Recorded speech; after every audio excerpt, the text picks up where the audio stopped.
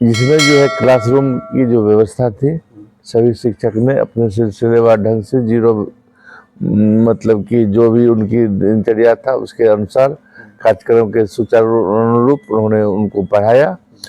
चूँकि किसानों को किसानी भाषा में उनको समझाया गया किस तरह से आप कम लागत में अधिक से अधिक आमदनी प्राप्त करना चाहते हैं।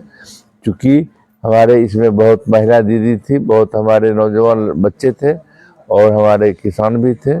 चूँकि सभी का यही आने का मतलब यही था कि हम लोग कम से कम समय में कम लागत में अधिक मुनाफा और स्वास्थ्य को बेहतर करने के लिए अपनी सब्जी को कैसे अच्छा से उपजावे जिसमें स्वादिष्टपूर्ण सब्जी उगाया जाए।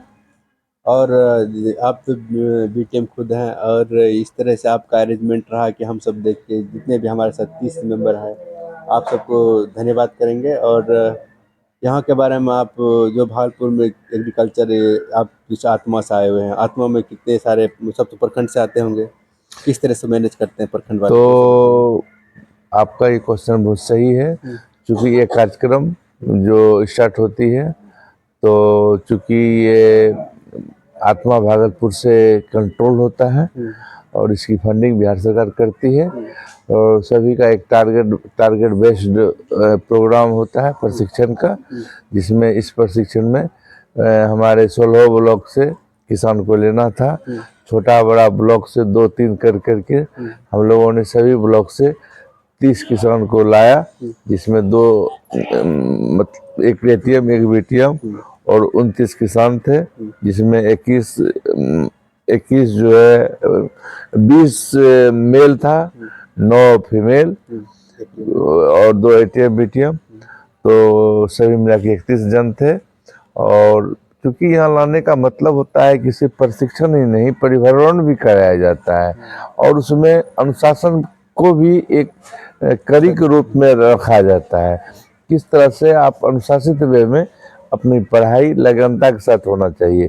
पढ़ाई एक ऐसी चीज़ होती है जो एज लिमिट नहीं करता है, उसको ज़िंदगी भर कुछ न कुछ पढ़ना पड़ता है और आप पर डे कुछ नया सीखते हैं।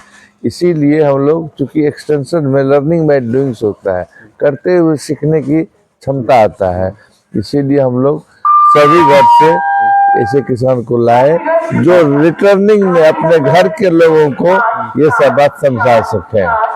और आप जैसे प्रखंड से पंचायत तक कैसे लाते हैं, इसके बारे में बताइए। क्योंकि हम लोगों का काम है कि जो किसानों की जो समस्या होती है सरकार तक पहुंचाना और उस समस्या को सॉल्व करके किस तरह से सुचारू रूप से और सरलता से किसान उस काम को कर सकें, उसको हम लोग पंचायत से लेके गांव तक पहुंचाते हैं। आपको गांव वाले कैसे रिस्पॉन्स देते हैं वहाँ से? क्योंकि गांव वाले जो है चूँकि उनके समझ में पहले नहीं आता है, पहले हम लोगों से नहीं जुड़ते हैं, जब उनको हम लोग अपनी बात समझाते हैं कि आपके इसमें शामिल होने से आपका जो ये समस्या है सॉल्व